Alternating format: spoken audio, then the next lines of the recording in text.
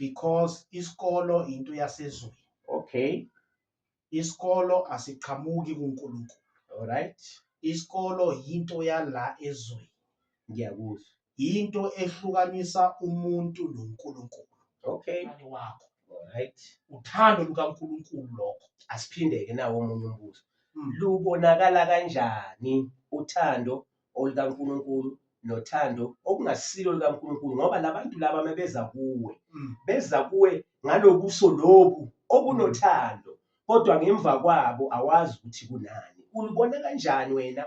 Sanibonani babukele emakhaya kuphi nakuphi la kufinyelela khona iGugu Media. Ya ngihleli la uhlelweni oluthi ubufakazi bokuqala. Ngihleli nomfowethu la uBrother Moklatsi wakaMuledi, indoda esesiyibone kaningi kuma-social media. Igama lami nginguMandla uNdlangamandla Mphazimo Nkosi uMawandla, umsunguli we-iGugu Media. Namhlanje ngihleli esiqingini sikaSisi Gugu Ndlangamandla okunguyena ohlala ahleli kulesi sihlalo. Namhlanje-ke akekho kodwa sizophinde simbone kwi-episode elandelayo. Ngiyanikhumbuza-ke bantwana basekhaya ukuthi ningakhohlwa ukulike, ukusubscribe, ukushare kanye nokukhomenta, especially kule video ngoba namhlanje siniphathele message too sensitive. Mawufika ebantwini ufika uzihlukumeza inhliziyo zabantu. Lo mlayezo lo awuzi ngami, awuzi ngobani kodwa uphethwe nguye ubhuti uMklatsi wakaMuledi. Bhuti Mklatsi ngicela ubulise ababukeli emakhaya mfowethu. Sanibingelela ababukeli emakhaya, sibingelele nobaba umfundisi. Amen. uDlangamandla. Amen. Siphinde sibonge uNkulunkulu ngaye. Amen. Amen. Ya ukuthi usamgcinile nasebudaleni bakhe. Amen. Simbonge futhi nababukeli nabalaleli bonke ey'ndaweni zonke zomhlaba egameni likaJesu. Siyabonga. Ukubingelela okuhle kangako okuphilayo. Nakuzo-ke lezo zifuba lezo sizoloku sihamba sikhwehlela. Hayi bandla ningasithathi kabi, ubusika bungenile, kusebusika la sikhona kuyagodola kodwa nje uNkulunkulu uzasisiza size sifinyelele ukuthi siwuthole lo mlayezo asiphathele wona ubhuti Mklatsi.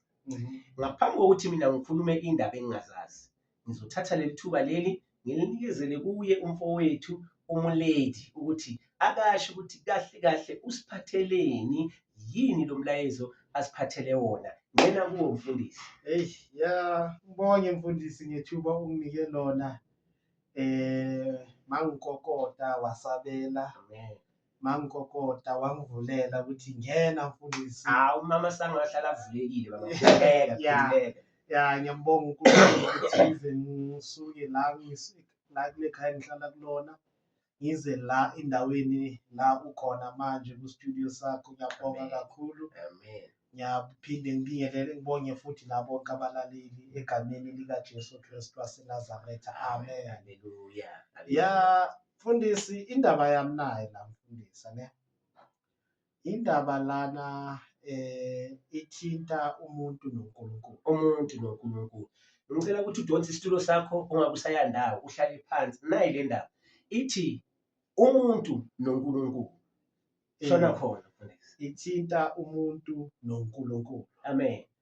Kudipenda ukuthi umuntu indlela yakhe noNkulunkulu ihamba kanjani. Okay. Namhlanje mfundisi indaba engifuna ukukhuluma ngayo. Ngifuna ukukhuluma ngobufake abazalwane. Ubufake abazalwane embumbulu. Abazalwane embumbulu. Okay. Amen. Yabona mfundisi, masikhuluma ngomuntu onenhliziyo embi sikhuluma ngomzalwane. Okay. Masikhuluma ngomuntu onganathando sikhuluma ngomzalwane. Okay. Bathi bona banothando. Okay. But abanalo. Okay, ngicela ukubuza-ke ngaphambi kwalokho-ke. Nami ngumzalwane. Manje asikisi. Into engifuna ukuyibuza ukuthi kubo bonke noma kunama-individuals loyo nalo khona like kuya ngokuthi wena ukanjani istendi sakho sokuNkulunkulu. Hayi bonke mfundisi. Amen. Amen. Awungakhululeka. No, hayi bonke mfundisi. Yilabo nalabo. Amen. Amen. Bakhona abazalwane, they act like ukuthi they are Christian but they not. Okay. Angazi mfundisi ukuthi iBhayibheli likhona na. Singene straight ezweni lenkosi. Okay. No, abelungu sebasenzele i-technology bangcwele sizongena kwiBhayibheli sikwazi ukuthi sishare. No, noma ungaliyeke lakho uzawuquote mina ngizakufundela mfundisi wami. Khululeka nje. Kodwa qhubeka. Indaba lana mfundisi ithi kaSona kunomuntu othi umzalwane. Okay. Kunomuntu o-act athi umzalwane. Okay. Ngiyakuzwa ke manje. Ngathi ngiyakulandela. Kunomzalwane omzalwane. Okay. Osaba uNkulunkulu. Abazalwane abanjalo most of the time akuvamisekile ukuthi babathande. Okay. Ngenxa yokuthi umzalwane osaba uNkulunkulu. Okay. Umzalwane osaba uNkulunkulu most of the time bahlezi bapersecute abazingelwa ngenxa yokuthi basaba uNkulunkulu. Okay. Bese kunabazalwane, kunabantu abazibiza ngabazalwane but they act ukuthi umzalwane. Okay. Kanti they not. Okay. No, ngisakulandela. Ba-actor bathi bangabazalwane bese bathi bona basindisiwe but bangama-fake. Okay ke, according to wena ngokwazi kwakho ucabanga ukuthi lokho kubangelwa yini mhlawumbe umuntu aze ayenze into angasiyiyo kodwa afuna ukuzenza iyona leyo nto leyo? Ucabanga ukuthi mhlawumbe ngabe kubangelwa yini lokho? Lokho kubangelwa yini mfundisi? Kubangelwa is because kuneyinhloso ezithize. Okay. Azibhekile. Okay. There's an agenda ethize ayibhekile. All right. Ngicela siye ezwini lenkosi laphana encwadini Revelation chapter 3. Okay. Incwadini yesambulo chapter 3. Okay. Ku verse 9. Verse number 9. Verse number 9. Okay, bazalwane sesiyiphethe incwadi yesambulo chapter 3 uverse 9. Yona ifundeka kanje ngesizulu. Bheka ngiyakubakhipha esinagogeni lika Sathane. Abazishaya abaJuda bengesibo. Kepha beqamba amanga. Bheka ngiyakubenza ukuba beze bakhuleke phambi kwezinyawo zakho. Bazi ukuthi ngikuthandile. Lona uJesu lona. Okay. uJesu ukhuluma I think ibandla lasePhiladelphia. Okay. If I'm not mistaken, I think ibandla lasePhiladelphia. Ibandla lasePhiladelphia bokungene abantu ebazibiza ngamaJuda. Okay, ngiyakuzwa. So emasontweni kunabantu ebazibiza bathi bangabazalwane kanti akusibona. Kungesibona abazalwane. Akusibona kanti bayisinagogo lika Sathane. Okay. Okay. Sizobabona ngani mfundisi? Sizobabona ngokukhuluma ngeilimi. Hayi uyangithusa. Ngiyathuka ke manje mase kungena indaba zeilimi akuqhazi kahle le ndaba zeilimi ukuthi kusho ukuthi nje umuntu makathi kharasinda bakhathasaya kukhona ukushaya amanzi. Mfundisi uPaul mawufunda incwadi yabaKorinte ne? Amen. Amen. Uyayicacisa indaba yeilimi. Okay. But angikho lapha. All right. But uzobabona kuphi? Mawumbingelele uzothi rishekekekele khamaraside. Okay. Yeah. Okay. Okay. Kanti enhlizweni yakhe kuyisinagogo lika Sathane. Oh my God. kanti usebenzela umbuso obumnyama. Qhubeka mfundisi, angizukukuphazamisa, awuqhubeka. So lana uJesu ukhuluma ngabantu abazibiza ngamaJuda. Bengisiba amaJuda. Bengisibo amaJuda. Okay. Beza ebandleni bazopersecutwa, bazozingela amaKristu. Bazopersecuta amaKristu. Yes, bazopersecuta amaKristu. Okay, ngiyakuzwa. Bazohlukumeza ibandla likaJesu. Okay. Abazanga ukuzobonisa uthando lukaNkulunkulu. Mamzalwane mele ube nothando lukaNkulunkulu. Okay. Mamzalwane ungabi umzalwane oyimenemene, oyihypocrite. Okay. Ohlele ekhaya ke angabuza lona mbuzo ukuthi luyini uthando lukaNkulunkulu, because sizwa ngapha abafundi ngapha uthando lukaNkulunkulu nangapha uthando luyini kahle kahle uthando lukaNkulunkulu. Okay, uthando lukaNkulunkulu mfundisi.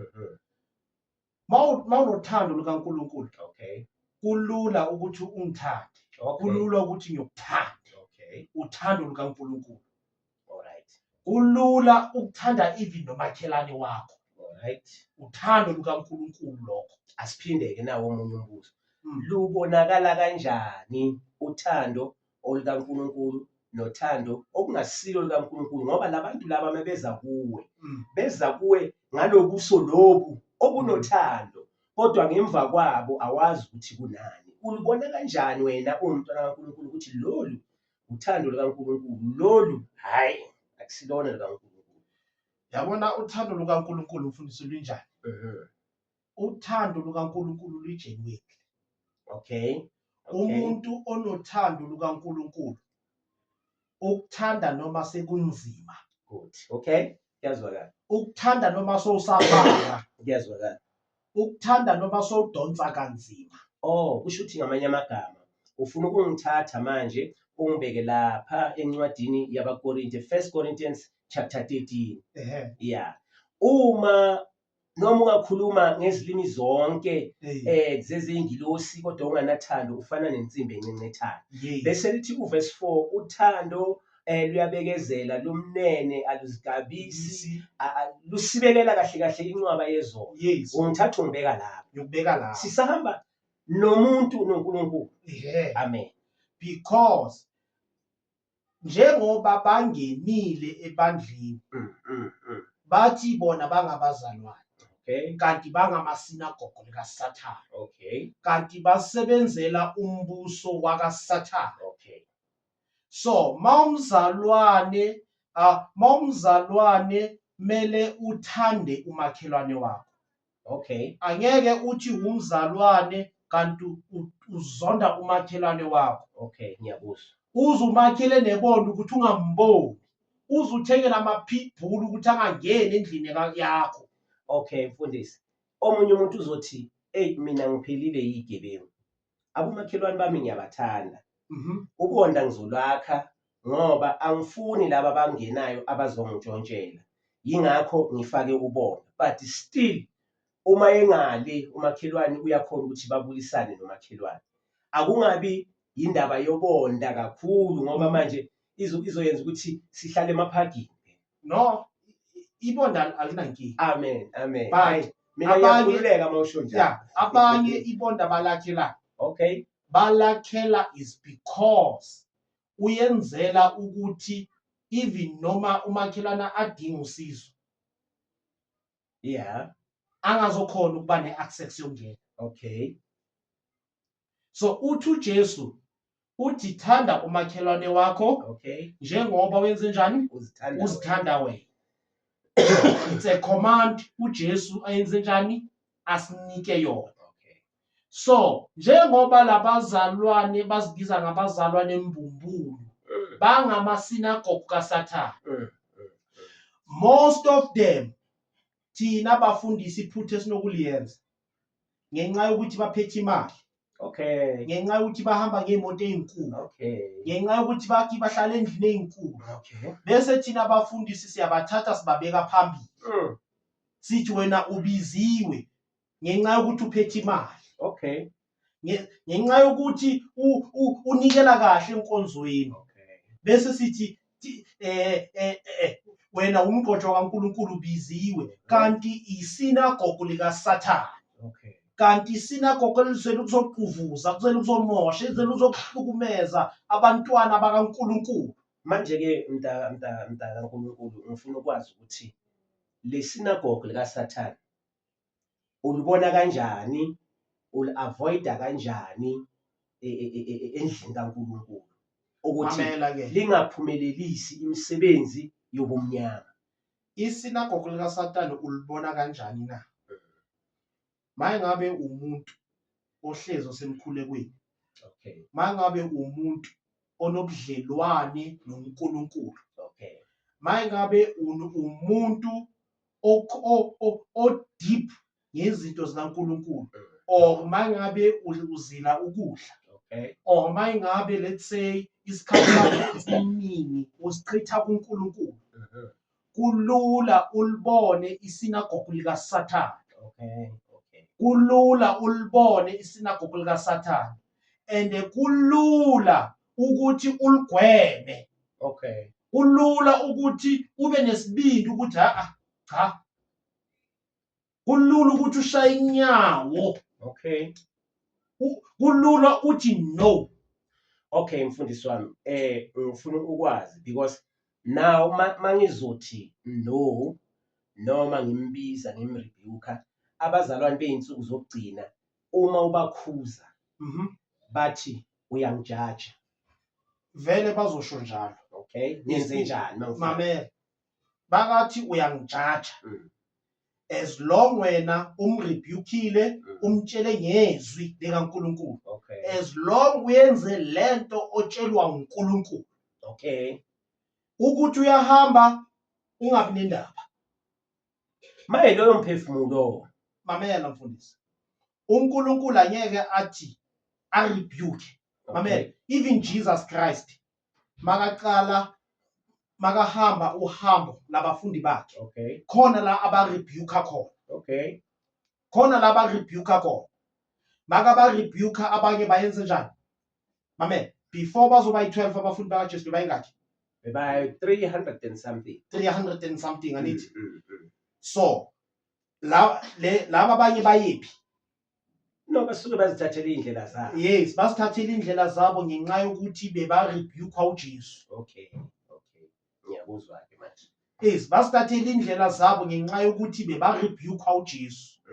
So uJesu akazange abe nendaba ukuthi bayahamba. Okay. So if kube boke abantu bebakhona ukuthatha i-rebuke, which means bebazohlala noJesu. Okay, That's why uPeter wathi uma sisuka kuwe Nkosi, siyawushonaphi ngoba kuwe kunamazwi okuphila. Okay, ngiyakuthola ke manje. Babukele emakhaya. Sisahamba nayo indaba yomuntu noNkulunkulu. Siyamuzwa ke umfundisi uMhlathi. Nani ngiyaninxusa ke lapha emakhaya ukuthi please bazalwane, ngenani kakhulu emkhulekweni, ngeneni kakhulu ekufasteni, ekuhlabeleleni nokuhuba amahubo. Kusho ukuthi umoya oyingcwele uzonambulela iy'mfihlakalo zabantu abeze ukuzodestroya okuyintando kaNkulunkulu abathunyelwe nguSathane. Athi yena bayisinagogo likabani? LikaSathane. Okay-ke mfundisi, kune-language onokuyikhuluma ethi ngidela konke. Ngaze ngakuphi igama mina ngathi uPastor DK dela konke. Yeah, ngifuna ungihlephulele nje kancane ngaphambi kokuba siphelelwe isikhathi ukuthi la ekudeleni konke ucacise lapho usho ukuthi kuhambani, kwenzakalani, udela konke, udelani konke. Okay. Makuthiwa bathi dela konke ne. Ngicela kongifundele incwadi yakadokotela incwadi yakaLuke chapter 14 kuverse 26. Incwadi yakaLuke chapter 14. Luke chapter 14:26. Yeah, verse 26. Incwadi yakaLuka chapter 14 verse 26. Alright mfundisi wami. Ngoba manje kahle kahle bazalwane sifuna ukuyizwa 46 26. Okay. Sifuna ukuyizwa. Okay. Sifuna ukuyizwa kahle hle incwadi yakaLuka ukuthi isibeka kuphi nomfundisi uMotlatsi, umfundisi uDK. Sikhuluma abazalwane la ngokudela konke. 26. Uma umuntu eza kimi engamzondi uyise nonina nomkakhe nabantwana nabafowabo nawodadewabo, yebo nokuphila kwakhe, angebe umfundi wami. uJesu la ukhuluma ngani? Ukhuluma Ngokuzidela. So mawufuna ukuba umfundi kaJesu, kulula ukudela. Amen, ungizwe kahle mfundisi.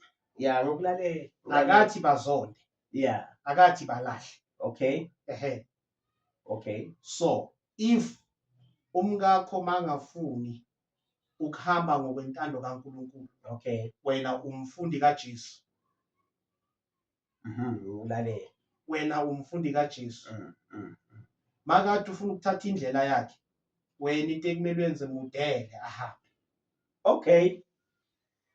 Uthi uPaul, indoda eshadile akusamelanga ukuthi ilahle umkayo bese iyothatha omunye umfazi ngoba isuke seyisiphingi. No, akathi mlahle. Okay. Makazidecide. Oh, okay. Ukungahambi ngendlela kaNkulunkulu. Okay, qhubeka mfundisi, qhubeka. Yes. Makazidecide. Makathi kuwe, mina ngiyifunde into yakho. Okay.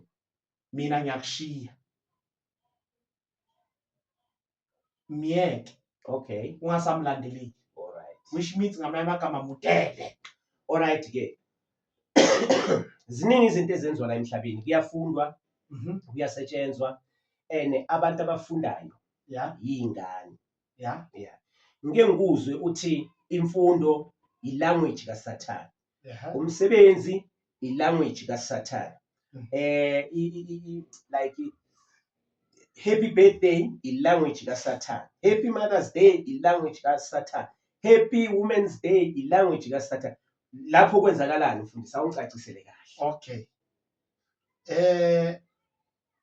Yadingeka ukuthi udele nezwe.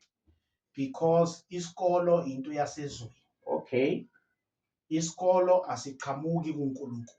Alright. Isikolo yinto yala ezweni. Ngiyakuzwa. Yinto ehlukanisa umuntu noNkulunkulu. Okay. Yinto eletha a division.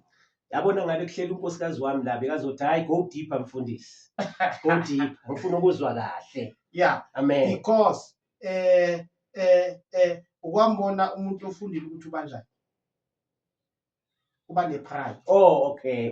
Ipride ukuziphakamisa. Yeah, ipride iqhamuka kuSathane. Ipride iqhamuka kuSathane. Good. Okay, ngiyakuzwa ke mfundisi. So abothisha abafundisa ezikolweni bafundisa ipride kakhulu. Okay. Esikolweni abafundisi ngoNkulunkulu. Okay. Esikolweni most of the time bafundisa izinto zezwe. Okay, ngiyakuzwa ke. Bafundisa izinto zala kulelizwe. Ngiyakuzwa kahle. So most of the time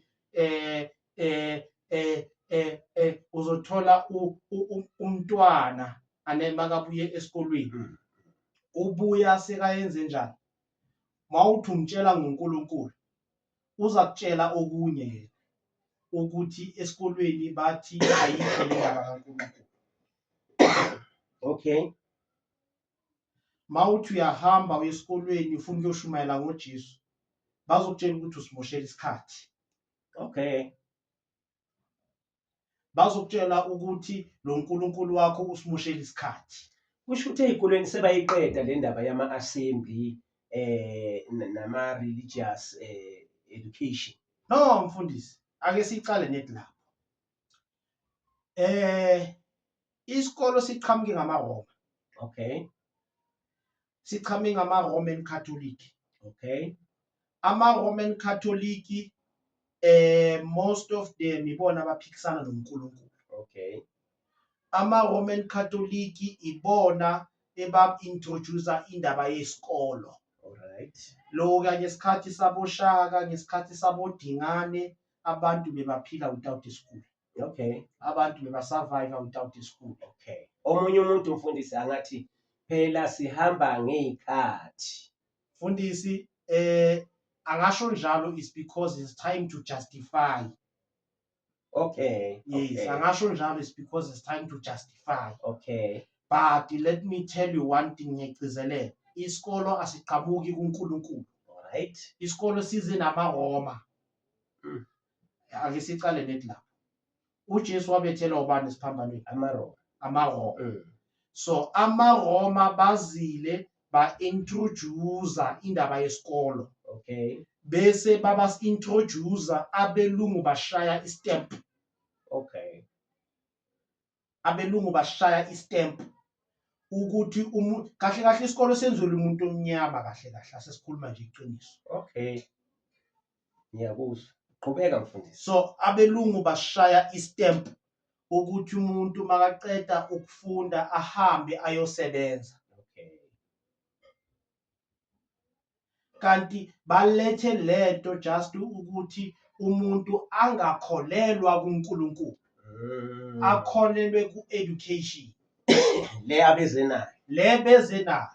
Bese ba-introduce bathi education is a key of success. It's a pit of hell of life. Hey, masosho njalo khona ngivele ngithwala izandla ekhaya. It's a pit of hell of life. Amen. Qhubeka mfundisi wami. So, uNkulunkulu mame mawufunda kuGenesis, ane? I think it's chapter 2, ane? Okay. uNkulunkulu makaqeda ukubumba uAdam. Yeah. So lithi iBhayibheli wamthatha wamisa kuphi? Ensimini yase-Eden. Yes. Makamisa ensimini yase-Eden, anithi uAdam uthi le i-elephant. Yeah. Le it's a lion. Okay. uNkulunkulu uthini? Uthi amen. Okay. Ane? All right. Bese asho ukuthi le it's a snake. Okay. Lena it's a monkey. Okay. uNkulunkulu uthi amen. Hayi ukuthi uAdam uye esikolweni wayoyifundela. Oh, okay. Sengiyakuthola ukuthi uhamba. So uNkulunkulu already i-knowledge uyifakile kumuntu. Okay. Net uSathane wasuke wasithengisela i-knowledge. Okay, wayibuyisa sekayithengisa. Wayibisa sekayithengisa. Okay. That's why mawuya esikolweni bazokufundisa into already kuwe. Bazokufundisa ukuthi le elephant le yini. Okay. Bakufundisa into already ikuwe. Dala ikho. Hey. Bavusa amathuna. Bese esikolweni enye into futhi nasesikolweni. Hey. Namanga ayafundiswa. Hey Nkosi. Hayi go deeper mfundisi. Namanga ayafundiswa. Hayi boy. Uphiwe unangaki? Una 5 years. Uphiwe una 5 years. Anithi bafundisa uPhiwo esikolweni. Okay. Bathi Phiwo bhala umlando. uPhiwo uzothi mina nginguphiwo ngizalwele Rathanda. Okay. Ngasebenza kuphi. Okay. Ngihlala enguphi. Okay. Ngihlala nomuntu noso. Okay. Ngishadile. Okay. Nangakho uPhiwo una 5 years. Yimuphi umlando sekanawo uPhiwo na 5 years? Awu madoda. Hayi qhubeka mfundisi ngilalele. Umuphi umlando uPhiwo sekanawo? Kushuthi akanawo phela. Akakashadi uPhiwo Sesemncane. Oh, ile ndlela ba-accumulate amanga ngakho. Ile ndlela ba-accumulate amanga ngakho. Okay. That's why namaphoyisa kulula aqamba amanga. Okay. That's why nama-lawyer kulula aqambe amanga. Okay. That's why nakumshushisi kulula ukuthi baqambe amanga. Okay. It's because of why? It's because amanga bawafundele esikolweni. All right. Ukoziphe isikhathi mawuya ecourt. Mawufika ecourt uzothola i-lawyer, Okay. umshushisi, Okay. bese nephoyisa. Okay. Okay. Mawubona ama-lawyer aphumela ngaphandle. Ubathola babhema baye baphuza amaningi. Already seka create amanga ukuthi lo muntu innocent bayomcindezela kanjani. No ngiyakuthola. So, i-lawyer lifundelephi? Lifundele esikolweni. Okay. Amanga wafundelephi? Ufundele esikolweni. Sho ukuthi ba trainele amanga from the beginning. Yeah. No, ngiyakuzwa mfundisi wami, ngiyakuzwa. Manje wena uyakholelwa ephoyiseni eliwumfundisi? Cha. Uyakholelwa kwiloya eliwumfundisi? Cha. Okay, ngicela unginabele nje masishane isikhathi sethu singakapheli. Yazi why ngithi angikholelwa? Okay, Already uyenza intando kaSathane. all right. Mawuthi uyiloya uyoqambela omunye umuntu amanga. Okay. And into yokuqala uNkulunkulu amanga akawafuni. Okay. That's why lithi iBhayibheli uSathane uyise wamanga. Okay. So mawuyiloya uqala uyokhuluma amanga mara uthi umfundisi. Asihlangani lezo zinto lezo. Icala lapha inkingi. Okay. Shukuthi kahle kahle mayiloya kumele uyoqamba amanga kahle. Okay. Hey balaleli emakhaya, I hope nizwile le ndaba yethu noBhuti Nhlanhla yomuntu kanye noNkulunkulu. Usekubekile akubekile. Mina I just want to hear from you. Ngifuna ukuzwa ngawe lapha ekhaya uma sombhalela laphana kuma comment ukuthi uyibona lento le kaMfundisi uNhlanhla uyayisupporta noma awuyisupporti. Kodwa engikwaziyo ukuthi uNkulunkulu uyabathanda abantu bakhe. Kumele ukuthi sonke sisubmit ngaphansi kwegama likaJesu ukuze sifunyaniswe singcwele ngaphambi kwakhe. Manje ke ngizocela ke ukuthi nginikhumbuze ukuthi sinohlelo olufana nobufakazi bokuqala, sinohlelo olufana my partner my friend.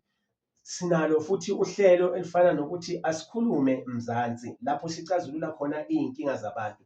Ngicela ukuthi uye laphana ku-YouTube ufike usearch igama elithi Igugu Media, i-channel yethu leyo, ubese uyacofa laphana ku-subscribe uma ngabe awukakacofi, ukuze konke esikufakayo uzokuthola ekuqaleni, kuqale ngawe before abanye abantu bakubona. Sicela ukuthi asisubscribeni, silayikeni, sishereni. Okukakhulukazi kulona mlayezo ngifuna ukuzwa ukuthi uphendula noma uphawula uthini. Mfundisi uNhlanhla, ngithanda ukuthi uvalelise ababukeli emakhaya.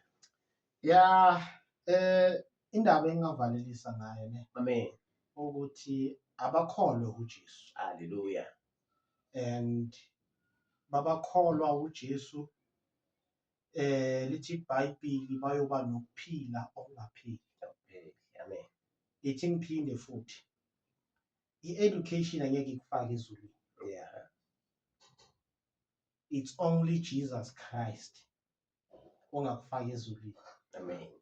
It's only Jesus Christ ongabona umbuso wakhe. Angeke mamela mawufunda kuncwadi yakaJohn chapter 14 ku-verse 12 ane. Amen. Lithi uthi uma nikholwa kimi ane nizoyenza imisebenzi le bengiyenza. Na niyenze futhi engaphezukwayo ngenxa ukuthi you believe in Christ. Hallelujah. Siyabonga kakhulu. Hayi siwatholile amazwi, mina ngidlile ngisuthi angazi kuwe wena mbukeli lapha ekhaya ukuthi udlile, but ukudla kwakho ngizokuzwa lapha kuma comment. Commenta, ukhulume especially kwi-education nakumsebenzi. Ucomment lapho sisizwe ukuthi wena uyibona kanjani le ndaba. Okandla ngamandla umntwana umphazima uNkosi umbangazitha usethi bye bye.